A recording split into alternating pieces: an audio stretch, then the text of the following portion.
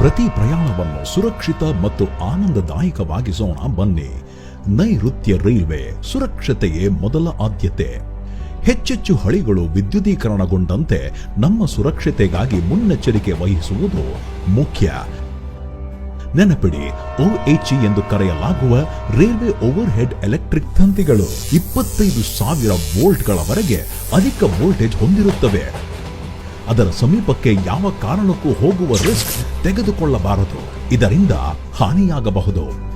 ಕೋಚ್ಗಳು, ವ್ಯಾಗನ್ಗಳು ಅಥವಾ ಲೋಕೋಮೋಟಿವ್ಗಳ ಮೇಲೆ ಹತ್ತುವುದು ಕಡ್ಡಾಯವಾಗಿ ನಿಷೇಧಿಸಲಾಗಿದೆ. ಸೆಲ್ಫಿ ಅಥವಾ ಪ್ರಯಾಣಕ್ಕಾಗಿ ನಿಮ್ಮ ಜೀವನವನ್ನು ಪಣಕ್ಕಿಡಬೇಡಿ.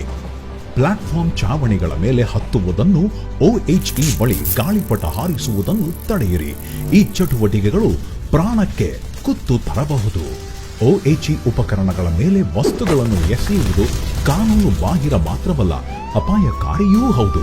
ಇದು ರೈಲು ಕಾರ್ಯಾಚರಣೆಗೆ ಅಡ್ಡಿಪಡಿಸಬಹುದು. ಲೆವೆಲ್ ಕ್ರಾಸಿಂಗ್ಗಳಲ್ಲಿ OHE ತಂತಿಗಳ ರಕ್ಷಣೆಗಾಗಿರುವ ಎತ್ತರದ ಮಾಪಕಗಳ ಬಗ್ಗೆ ಗಮನವಿರಲಿ. ಸುರಕ್ಷಿತ ಎತ್ತರ ಮೀರಿ ಹೊರಚಾಚಿರುವ ವಸ್ತುಗಳು ಸಜೀವ ತಂತಿಯೊಂದಿಗೆ ಸಂಪರ್ಕದಲ್ಲಿದ್ದು ತುಂಬಾ ಅಪಾಯಕಾರಿಯಾಗಿರುತ್ತವೆ. OHE ಬಳಿ ಲೋಹದ ಕಂಬಗಳಂತಹ ಉದ್ದ ವಸ್ತುಗಳನ್ನು ಒಯ್ಯುವುದು ಅತ್ಯಂತ ಅಪಾಯಕಾರಿ.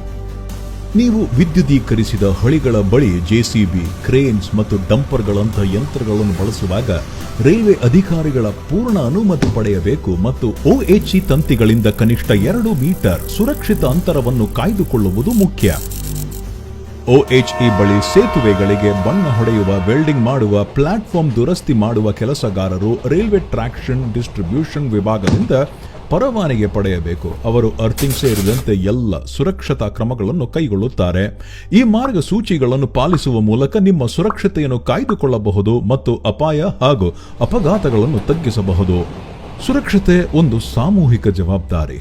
ಎಲ್ಲರೂ ಒಂದಾಗಿ ಪ್ರತಿ ಪ್ರಯಾಣವನ್ನು ಸುರಕ್ಷಿತ ಮತ್ತು ಆನಂದದಾಯಕವಾಗಿಸೋಣ. ನೈಋತ್ಯ ರೈಲ್ವೆ, ಸುರಕ್ಷತೆಯೇ ಮೊದಲ ಆದ್ಯತೆ.